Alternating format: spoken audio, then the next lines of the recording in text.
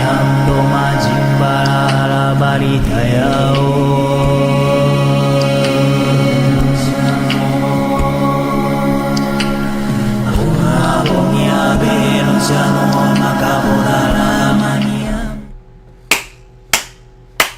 And welcome, ladies and gentlemen, to the monastery, the open bar of the internet, the world's greatest shit show, and the place where we, the good brothers and sisters of this most holy of temples, seek enlightenment through the drunkest, craziest, and most batshit ways possible.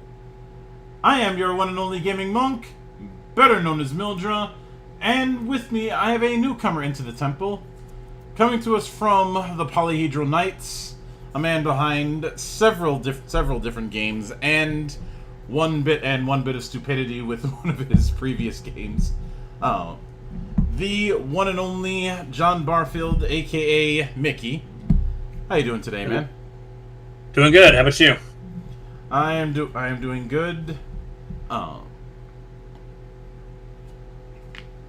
It is. I'm just counting the days until summer ends and we start getting weather that I find more tolerable. Yeah, I live in Florida. We have maybe 2 weeks of cold weather. That's it. I know when anybody in that region is getting cold weather because I can hear the screaming. Yeah, we break out our hoodies. We don't own coats. We just have hoodies. One of the funniest things I ever saw was when I was out in the south, and it was like 40 degrees out, and I'm seeing people in hoodies. I'm like, what the fuck is going on? I mean, yeah, that's our winter wear. I know why, but yeah, it's odd. I know. Yeah, and I live here. Yeah, and I'm from Minnesota, so. Oh, you guys have real winters.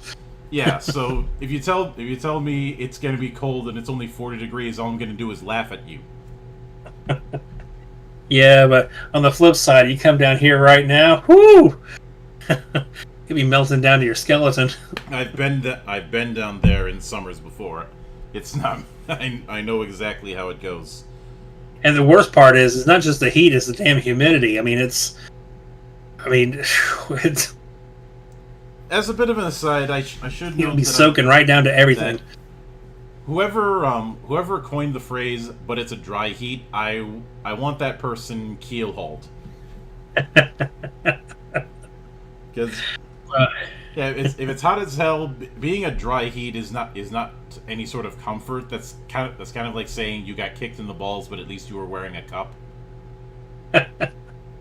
Well, chances are it's probably a Floridian who said that, because someone asked this comedian, who was a Floridian comedian, he says, so what's it like living in Florida? He says, well, imagine wearing your clothes and taking a hot shower. And that's kind of like that, with your clothes on. Mm-hmm. And I've found ways to adapt. The last time I was down there, I had to wear a suit for various reasons, and that was a particular bit of hell because it wasn't just like a standard suit and maybe a tie. No, it was suit, tie, and a vest. Oh God, you were layered. Yeah. And you were in a pressure cooker. Yeah. You don't see 3-piece suits down here. Yeah, for various reasons I had to, but I was like, well, I can either back out and go home and get labeled a coward, or go all the way through with this. And I was like, well, it's not going to get any worse. So I powered through it. Although after probably lost a few pounds. Although it doesn't help that a lot of places that I could have gotten something lighter were places that were not stocking their shelves for people of my size, of my height specifically. Yeah. I'm 6'6", so a little tall. Yeah. A little bit. Tall enough for me to have a pathological hatred of flying. Oh yeah, that's gotta feel like being squeezed into a sardine can. Even if I do first class, it's like that. Mm. It's like, I'm not afraid of flying, I hate it. But to the point that I've always been at my most grumpy getting out of the thing and just dealing with the fact that I just spent like 6 hours cramped in the fetal position. Oof. Yeah, no thanks. Yeah. But now obviously there's a bit of a tradition when it comes to the humble beginnings. So walk me through your first introduction to role-playing games and what made it stick. For me, long time ago. My first game was not D&D, actually. It was actually Gamma World, the very first edition. The old box set. Mm-hmm. Yeah. TSR. Yep. I remember I had this art class. I was in 8th grade, I think. And we had this teacher. She, I think she was kind of self-medicating a lot.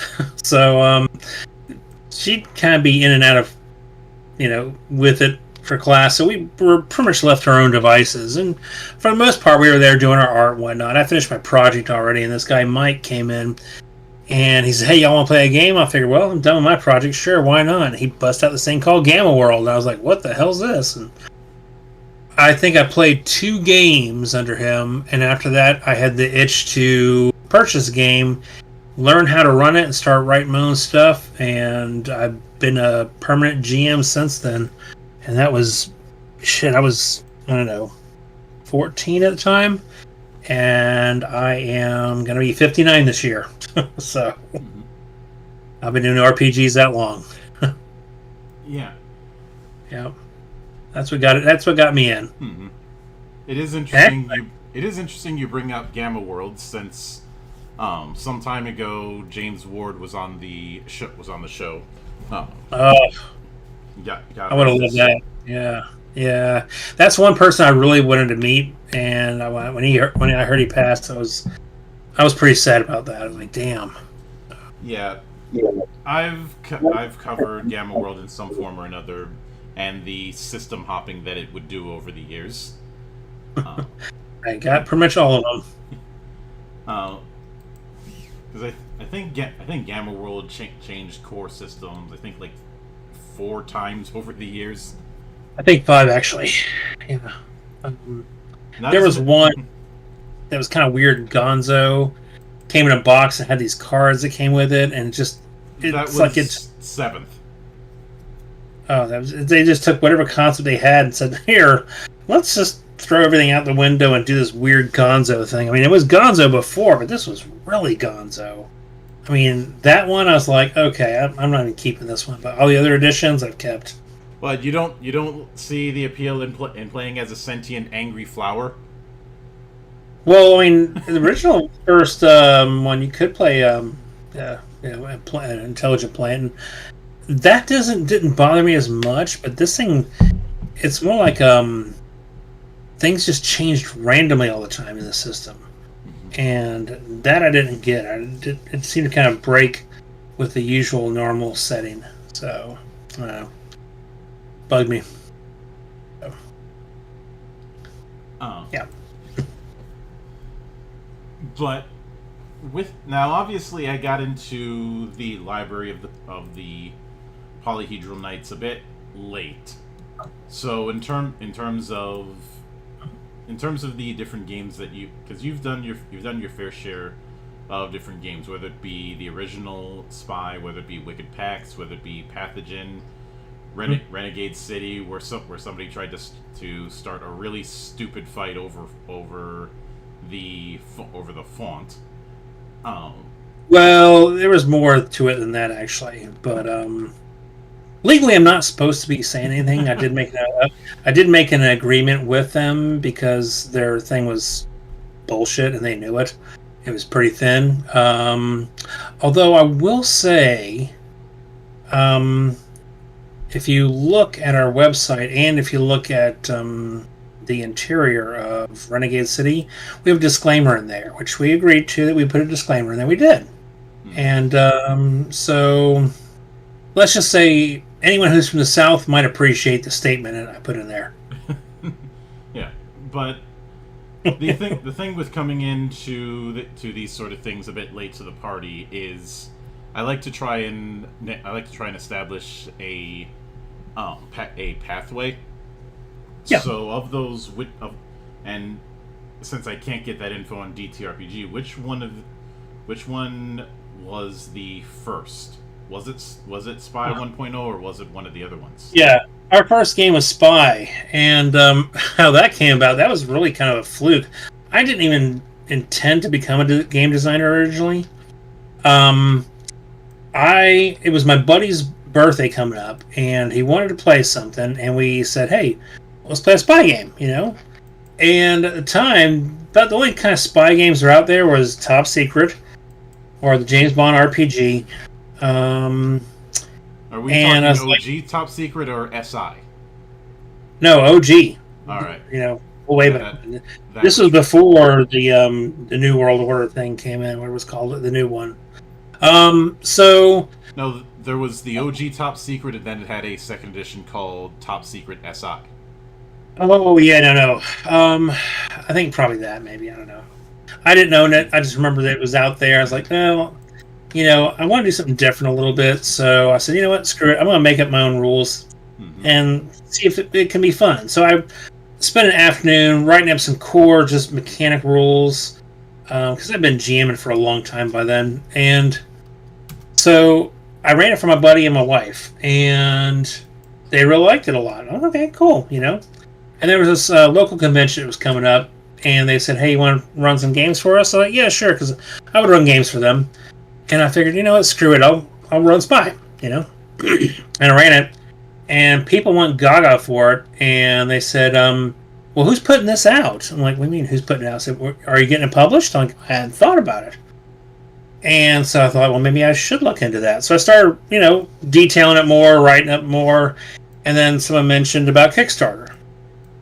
So I shot a video, launched it on there, and we got funded. I'm like, well, I guess I better produce this thing. So we produced it and put it out, and it's the weirdest thing. Ever since I put this out, I'll be working on something, and all of a sudden, halfway through, it's like some sort of satellite from Mars is beaming shit in my brain, going, hey, I got another idea for a different game. And all of a sudden, I get this idea for a different game. Like, okay, well, shit. So I'll break away for a minute, write down at least those ideas I had in mind, and then I'll circle back to it. So when we're done with Spy, I was ready to work on the next thing. And that was Pathogen Unclassified. Mm-hmm. That was my second game. And that one has a totally different system. Because I'm not a believer that one system fits all genres. Preach. Preach, brother, preach. I mean, I can see it from a perspective as far as a game producer. If you're looking at numbers, you don't have to create some other system. You don't have to play test all that kind of stuff. But me, I'm like, and I try and actually writing Pathogen Classified with the mechanics for Spy, and it just felt like garbage. I was like, no, this is not going to work. This doesn't really fit certain problems I have with post-apocalyptic and horror games. So I took my problems that I had with those things, and I made rules to do the things I thought should be in those things, and wrote it based around mental, physical, psychological, all kinds of things around that mechanic there. And honestly, I still get people who play it and they're like, they love the game because you can grab on real fast. It fits with the genre, and so yeah, that was my second game. And of course, midway through that, I get ideas for Wicked Packs. I'm like, oh man, what the hell? And it's been like a steady stream like that ever since then. Yeah, so I can certainly get that. And matter of fact, actually, I'm working on Spy, and I've been getting ideas for this other thing I've been developing in the background as well too. I'm like, oh my god. Yeah, I know the feeling. I've talked elsewhere about how the idea of what the biggest the biggest trick the devil ever pulled was convincing the world he didn't exist, to quote The Usual Suspects. But Right. the second biggest trick the devil ever pulled was convincing the world of tabletop that one system can run everything. Yeah, and Even Universalist games will inevitably struggle with some setups more than others, and the well, go ahead. the idea that certain ubiquitous fantasy RPGs can run everything is very much not true, unless you believe that fantasy begins and ends with that British Isles pastiche. Yeah. And So, go ahead. Sorry. well, now, when it comes to spy, obviously this is a spy fiction game. I've Yep. often said that spy fiction you can put on two ends of a pendulum in terms of what it represents. On one end is the more comic booky, the more larger than life, unflappable kind of characters, the James Bond end of the spectrum.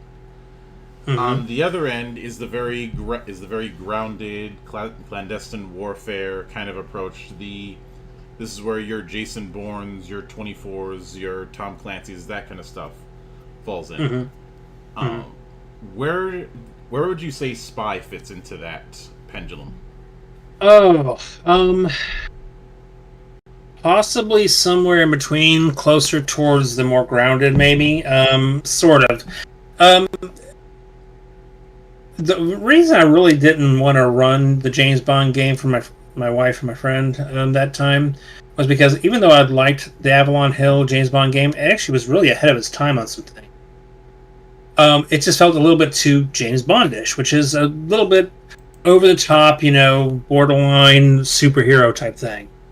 And I wanted this to be also something that was really built around a team, where you have different people, almost like Mission Impossible, TV show or movie, take your pick. You have a team of people, and they all have their specialties and things like that they do. Or some people might have made the comparison to Leverage, although I think I've only seen like one or two episodes of that show. That's it. So this is very much a team type thing. So you can do some cinematic things a little bit, but it's very limited. Your characters can die. As far as threats and stuff like that, these are things that you can potentially see. Now, there is some fringe science in it a little bit, and these are things that are based off of things that have been rumored that maybe DARPA or a few other people have created and stuff like that, or are creating. And I kind of take that and ratchet it up a tad bit to give it a bit of a, I don't want to say sci-fi feel, but it's almost a sci-fi. It's more like, it's science fiction, but it's stuff that people are currently trying to pull off, or have pulled off, really, Matter of fact, a big organization that's a bad organization we have in this is called Daedalus, and they are this group of evil scientists who have zero moral compass, and they basically make horrible stuff and sell it to horrible people. And one of our packages we have on the Kickstarter is the Daedalus Sourcebook, and that's going to have some really cool stuff there. And actually, I'm going to have in there where you can even play maybe a campaign if you want to of playing Daedalus agents. So, yeah. Did that answer your question? Yeah. Sorry. Okay. Given that, I'd say that I can see where you'd lean a little bit more into Mission Impossible or Leverage, or even if Metal Gear Solid. even if someone really wanted to stretch it, Burn Notice. Yeah, maybe a little Metal Gear Solid also. You mean like the video game? Has some fringe science in there as well. But yeah, so yeah. Yeah, it's what obviously, when dealing with spy fiction, it's always going to be It's going to be downstream in one form or another from science fiction because you're dealing with some speculative element. Right. I mean, well, a lot of organizations that are kind of top tiered in the espionage field are always pushing towards higher tech. And that's a given. So, I mean, hell, we got DARPA, and those guys are always trying to create something cutting edge and stuff like that. So, I figure why not just kind of bleed that into the stories, and it's very plausible. Are you familiar with the story of Lockheed Skunk Works?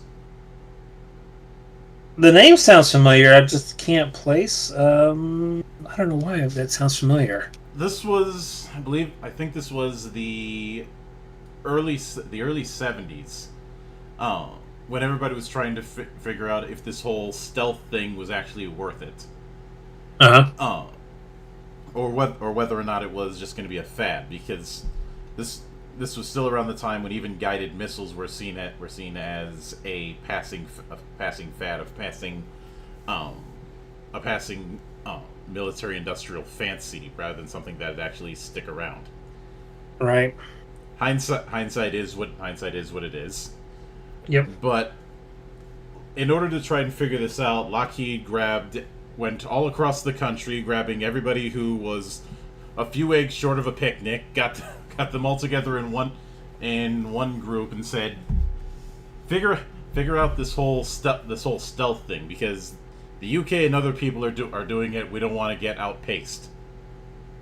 I'm vastly simplifying the story, but that was the idea. Get a bunch of crazies to make cutting edge tech. That wouldn't be the first time I think we've pulled that off. On not just that, but other things as well too. I mean, hell, I think they even try to pull a little bit of that for the space race as well too.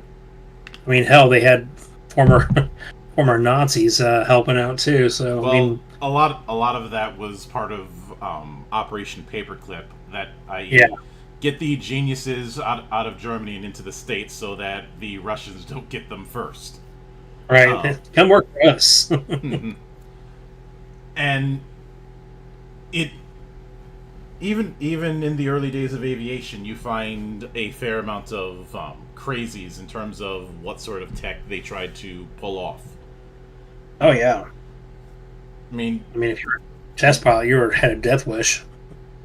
I'd say for the longest time, being a test pilot, period, was even in modern days, being a test pilot is Russian roulette. Yeah. But just more so with some of the attempts at putting guns on planes, because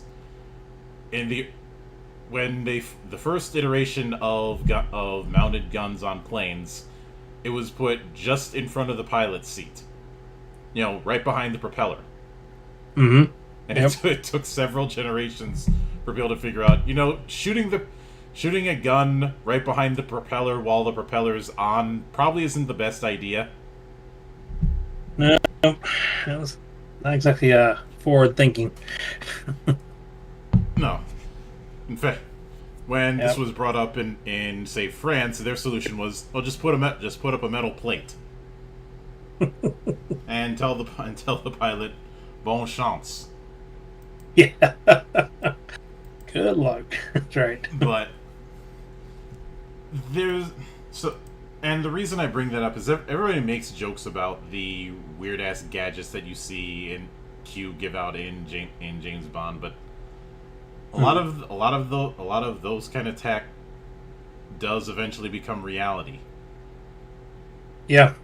I mean, the radio watch was seen as this far-fetched thing in Dick Tracy decades ago, and look at what we've got now. Oh yeah. I mean, let's face it. I mean, engineers of today were the ones who were watching those things back then as kids, and they just figured out how to do that. I mean, fiction becomes reality. I mean, Star Trek. I mean, there was a lot of things that they had back in the original series that we're doing now, and now one thing that I couldn't help but note when I first looked into the 1.0 version of Spy is while you have an extensive skill setup, the primary mechanics is still based on different pools of different sizes of dice.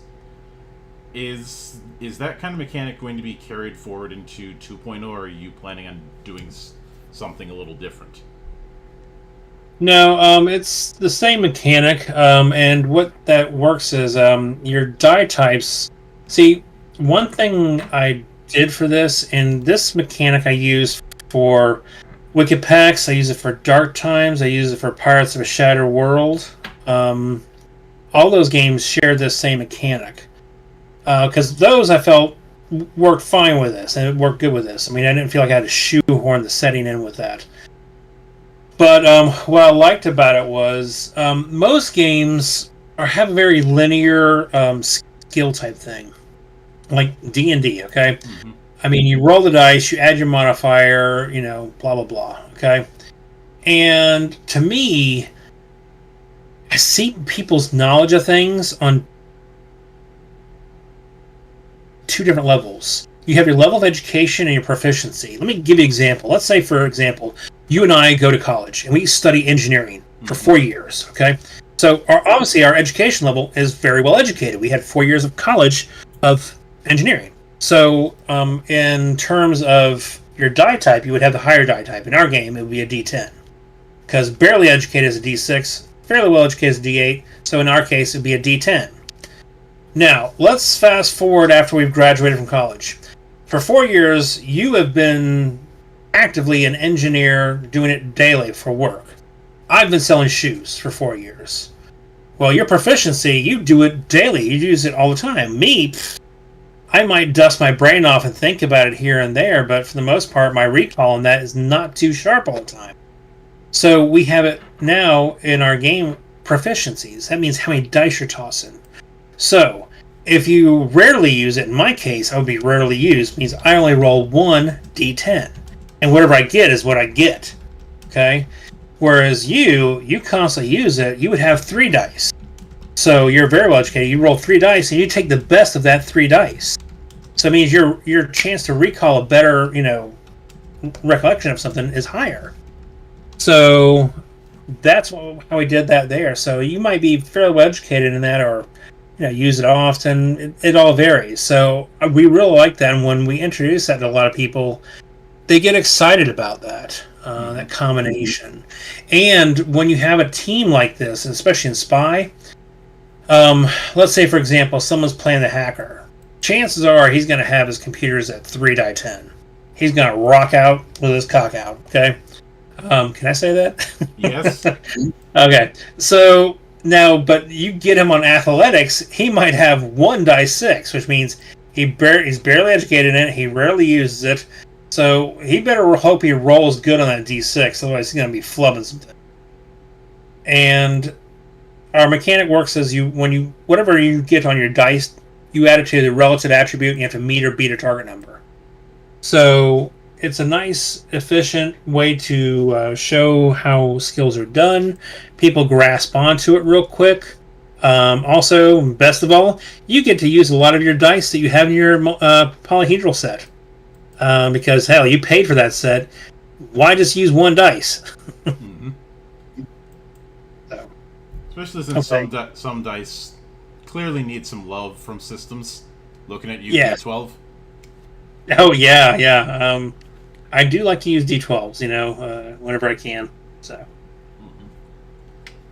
yeah, or D12s. Yeah, D12 is an underrated dice. Although it really is. I still think that anybody who sees D100 and thinks they need to bring a 100-sided dice should have certain things examined, because I'm not allowing the golf ball. Well, some people just like collecting any kind of dice, okay? And they usually have the giant Crown Royal bag. They spill out everywhere. Sort through and pick out the sets they want to use, and then spend 5 minutes shoveling that shit back in the bag. And only using theirs because if anybody else touches them, that's cursing them. Yeah. I've seen some interesting, how should I put it, rituals people will do with their dice before they'll actually use them. Yeah. Um, Yeah. you ever heard the expression "there's no atheists in foxholes"? Yeah. I believe there's even less at gaming tables and in sports bars. Yeah. I had a game I ran for years, Villains and Vigilantes, long time ago. Oh yeah, I'm I ran familiar that with thing that. ever. And I had this orange D20. And I swear, my players were convinced I only wanted to use that because that was my lucky dice. Even though I didn't really believe in luck of the dice, I just thought it looked cool. It looked nice. I have a fondness for orange dice. So they built up this fear and loathing when they see me pull that thing out or roll. Like, oh man, he's gonna roll a critical. He's gonna roll a critical. He pulled out his lucky dice, and like, I had no belief in that whatsoever. But I did like the fact that it intimidated him. So, Mm-hmm. it was kind of fun. I'm a sadist. What can I say? You're a GM. That's part of the job. That's true. That's true. Uh, the for me, I usually don't believe in that kind of luck, but sometimes somebody will consistently roll bad enough that I have to wonder if there's something to it. The You dice gods hate it. Yeah, that one person who, no matter what, makes the worst rolls at the worst possible times. Mm-hmm. That's me for board games. If I play a board game, my dice are going to choke. Mm-hmm. But I think now with that in mind, obviously one of the other big pillars was the archetypes. Yes. Which I know it'd be tempting for some to compare those two classes. I'm not going to make that comparison because it really isn't a fair one to make. Okay. But is the archetype system going to largely remain the same, or is it going to be going through some refinements? Oh, we beefed it up. So the spy it was our first game, so I think by the time I'd actually done Wicked Pax, which was our third game, I would look back at spying on, oh my god, we need to get around to really revamping this thing. This thing needs some love. This thing has so many mistakes in it, or things I've learned along the way. Mm-hmm. Fast forward to 7 games later, okay, and over that time, I have tweaked and worked on updating Spy. And so finally, after we finished Renegade City, and actually even before then, I was like, you know what?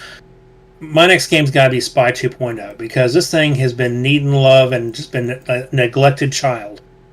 And I'd already worked on and tested out a lot of things with this. And so one of the things that is we beefed up the archetype talents. There's more talents. Some of them we fixed. They were a little kind of wonky or just redundant. And also too, we've done other things like we've integrated combat techniques. So in other words, like if you know how to fight, like with your hands, you can pick different combat techniques versus me. I might pick something more defensive. You might pick something more offensive. And there's even combat techniques for even firearms. And these are things that little perks that can actually help you out as far as during combat and make you stand out different from than I just shoot, okay? Or I shoot, but I'm going to use this perk I got from a combat technique, and I can apply it to this for doing this action here.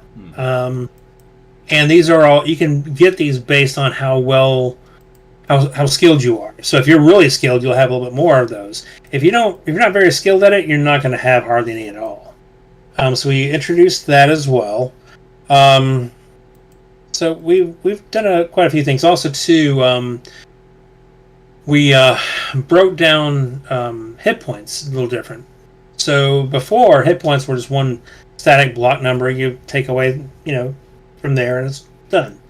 Well, I think about the time of Pirates of a Shattered World, we introduced hit points at a level basis. We also actually did it in Pathogen, but that was a different system.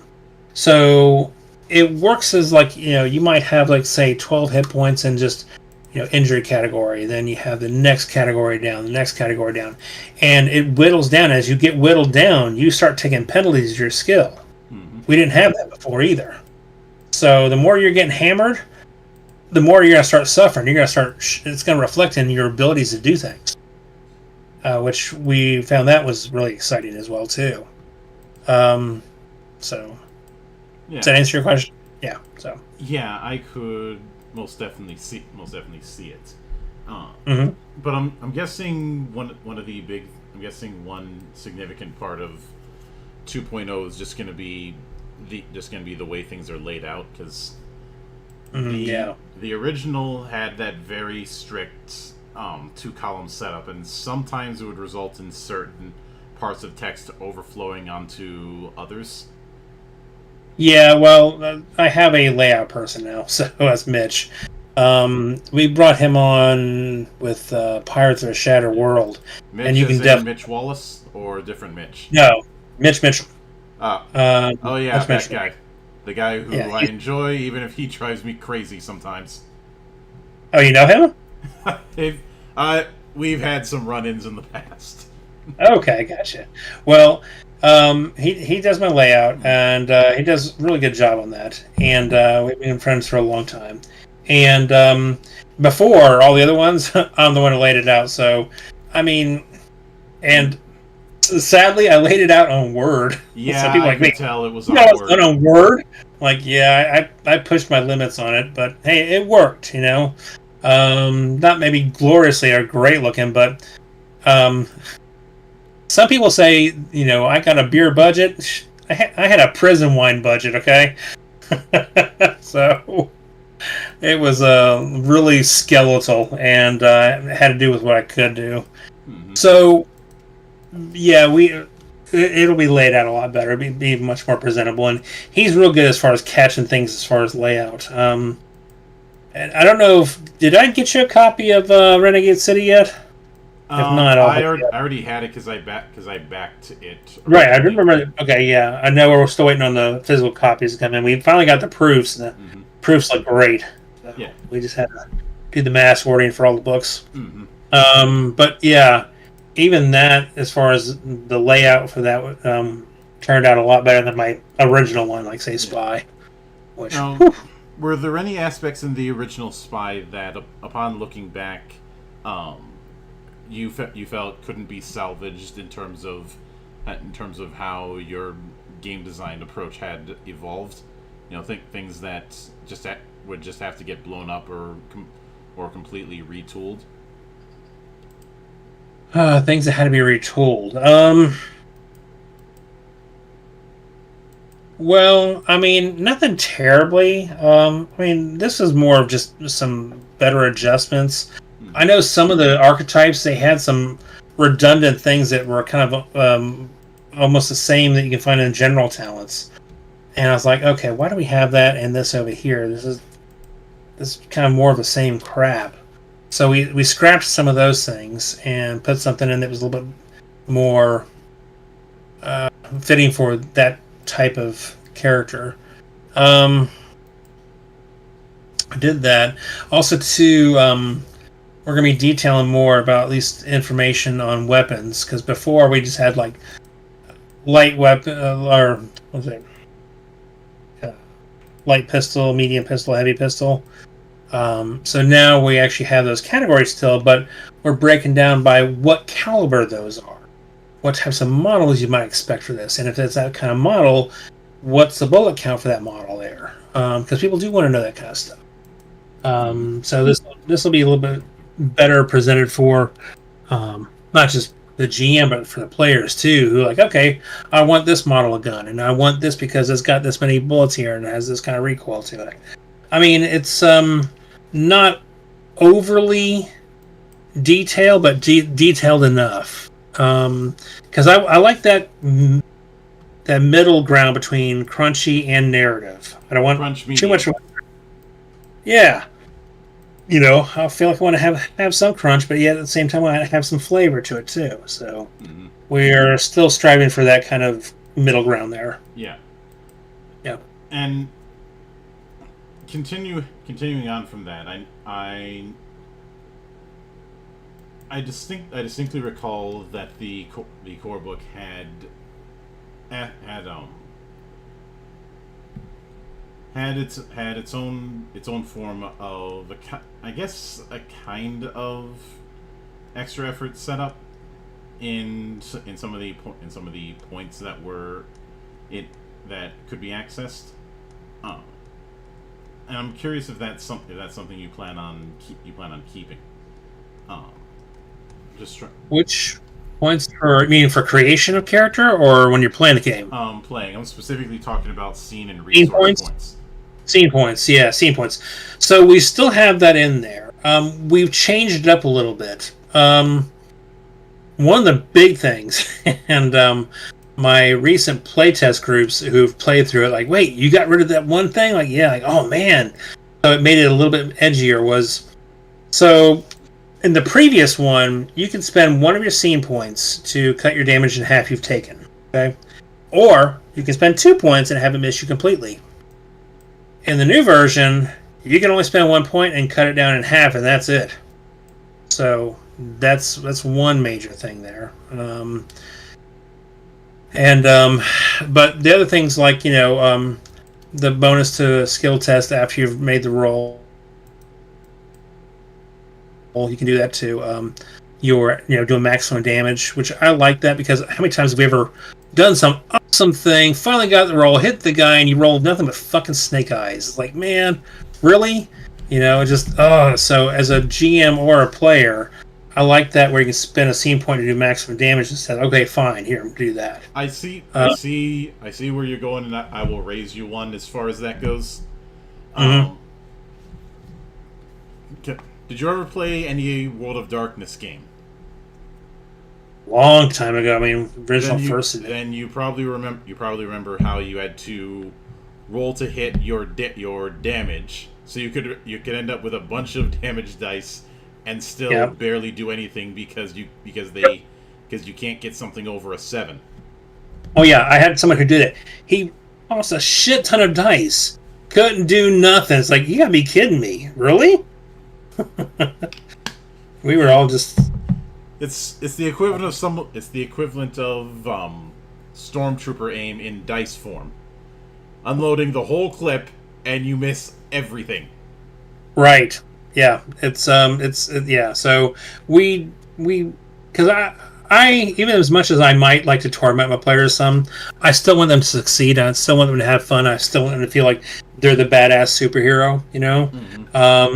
So this allows a little bit of that, but scene points are still a finite thing. You're starting off with typically 3 points, and that's it. Now, your GM, if he wants to dole out some for certain, reaching certain objectives or goals, they can do that. Or if you're stingy, like me, I might only hand out 1 or 2 more throughout the whole game, and that's it. So, if you're coming down to a big badass fight and you want to make sure you're trying to not get shredded, you might want to hold on to a few of those points. So it still allows a little bit of cinematic flair, but at the same time, manage those points well because they are finite. So, yeah. Which certainly makes sense. Yeah. Now, yeah. With that in mind, part of the reason I ended up asking regarding World of Darkness is I got a little bit of a vibe from that and just the way some aspects were presented. But I do want to shift into chase sequences, since that's one of those things that some games have an easier time, some games have a trickier time with. Yeah. How did you feel regarding your initial attempt with chase combat, and do you plan on revisiting how that works for? Oh no, we totally redid it. It's because the first one, it was my first game, really professionally, quote unquote professionally designing. Unprofessionally designed? Yeah, sure. So I mean, it was functional and dysfunctional at the same time. So the new one we have now has some similarities, but it's much more streamlined, much easier to do. We've done a few chase sequences already in some of the test games I've done, and they worked out so much better. And allows a little bit of fun cinematic flair to it, but yet at the same time doesn't overwhelm you. Feel like, okay, I need a whole separate rule book for this thing. So it's not so cumbersome. I mean, it's kind of like I feel chase scenes in a game like this, I feel, are important, but they shouldn't overrun the game. It's almost like a mass battle in an RPG. You know, you're not going to be running a large-scale miniatures game. Mm-hmm. But you want to give enough of a structure to feel like they have some control on what's going on there, so it allows some sort of rule-structured narrative so you can actually do that. So kind of what we do with this. Yeah. That makes sense? Yeah, and when it comes to chase sequences, the benchmark that I've always used is, can I do Mad Max with this? Yeah, you can. Especially since you have a driver class in this game, you want somebody who's going to want to try and pull off some stupid ass shit. Mm-hmm. And especially if they've got some car that's been tricked out and all kinds of things like that, they definitely want to pull off some stuff.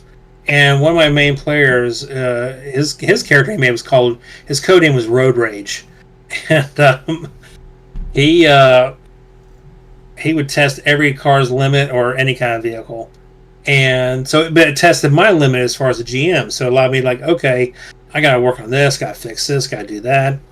So he likes the new system a lot better, so that was a good telltale. It sounds like he's the type who will get you to from point A to point B. Mm-hmm. The collateral damage is another matter entirely, though.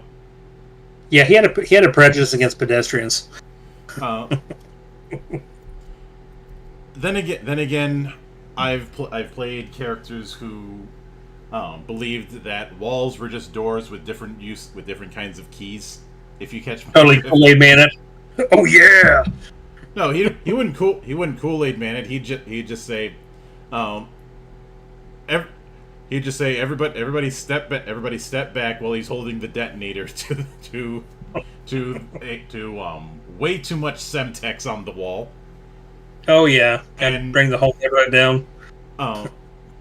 That and occasionally he tried to do a breaching maneuver, but somebody forgot to pack flashbangs, so he ended up using frags for a breach.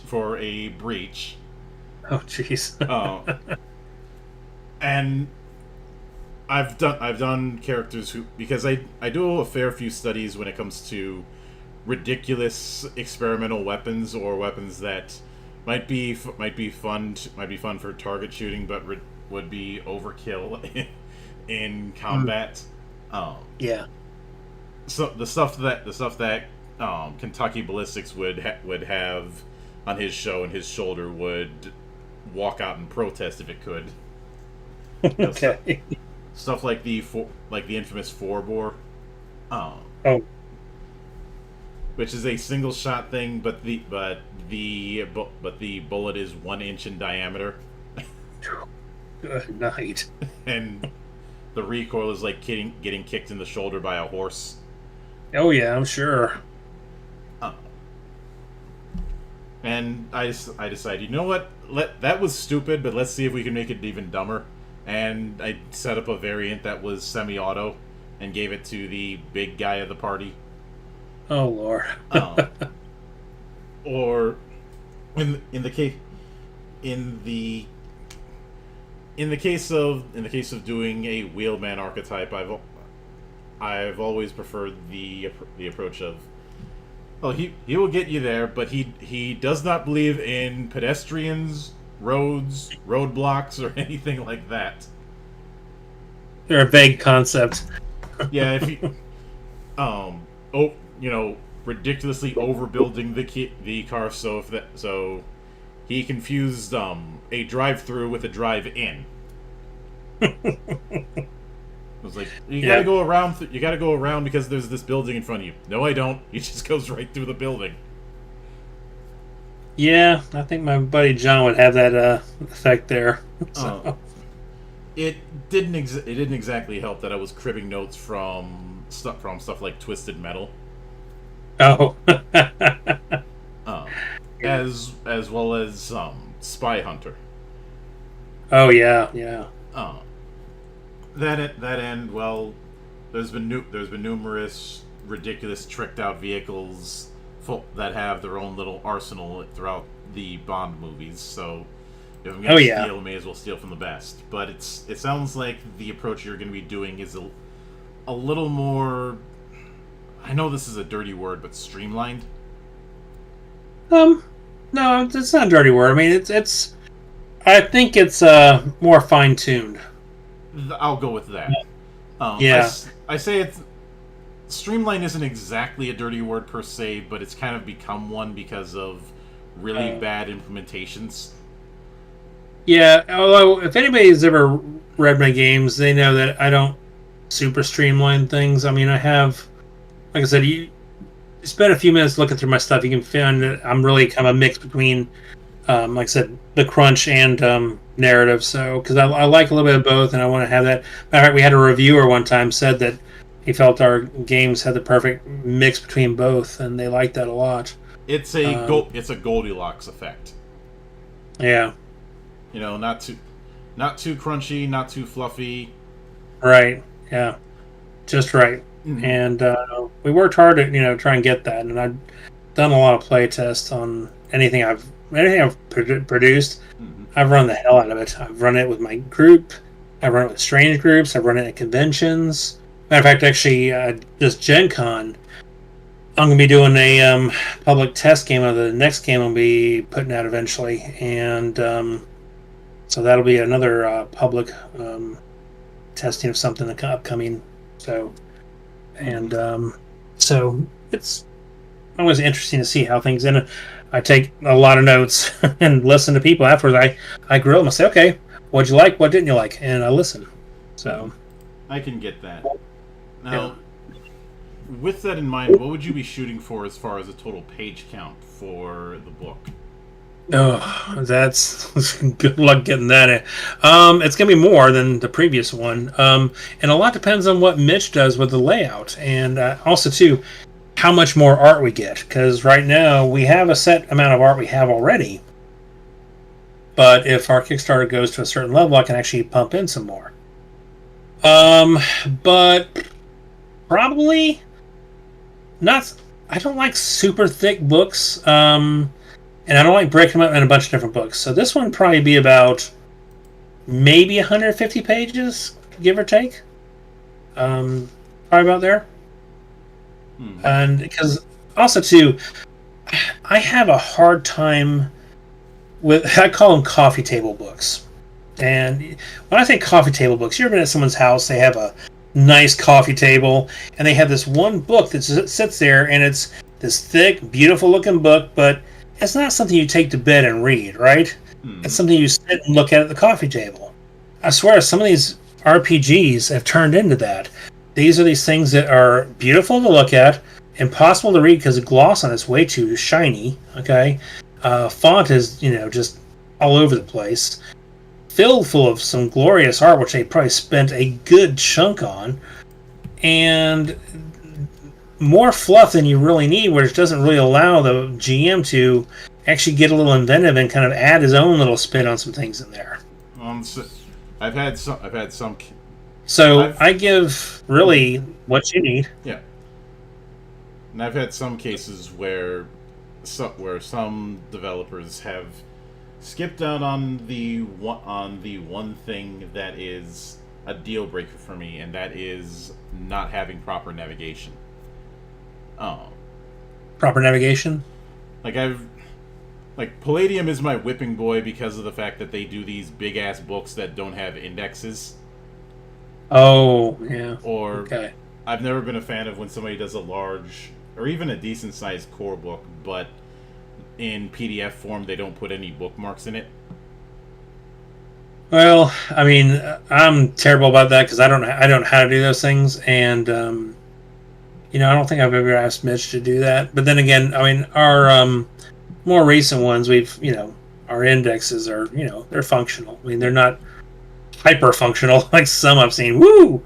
Okay, you're looking for the word "the"? It appears here, there, and there. Yeah. No.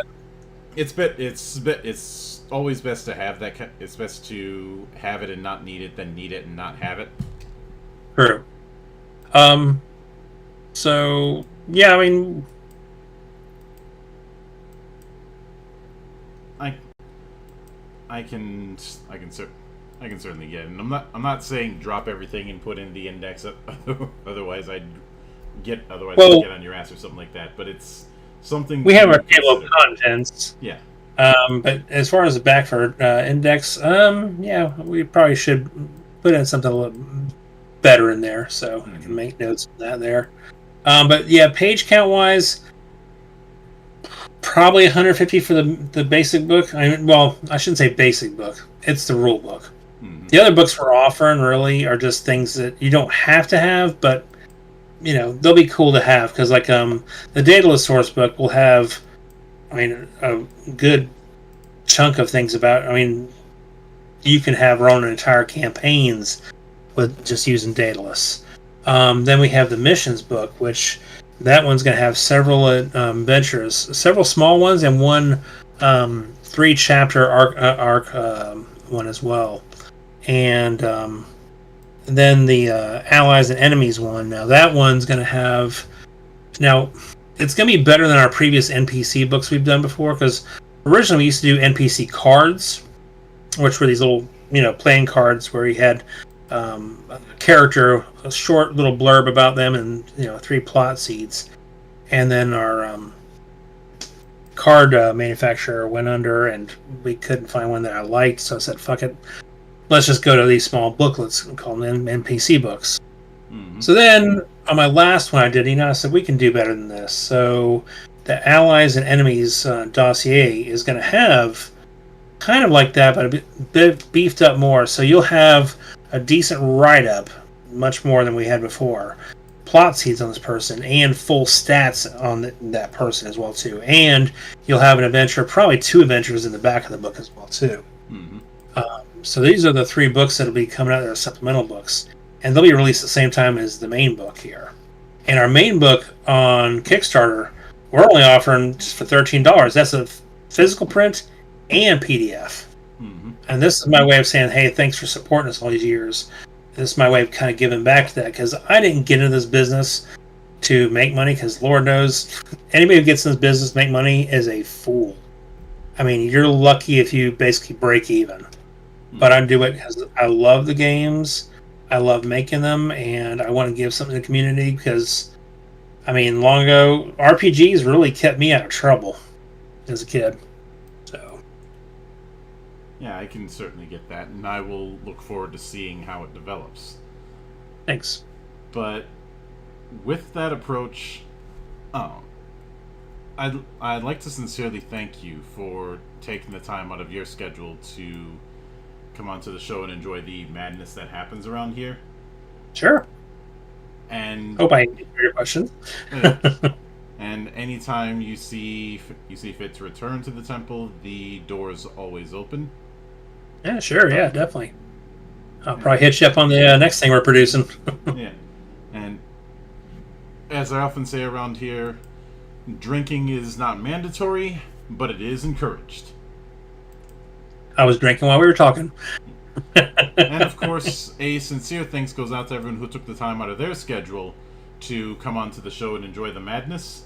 And there'll be plenty more where that came from, as there always is here, on the open bar of the internet. But until then, on behalf of the good brothers present and not present, my name is Mildra, I am your gaming monk. Stay fucking frosty, everybody!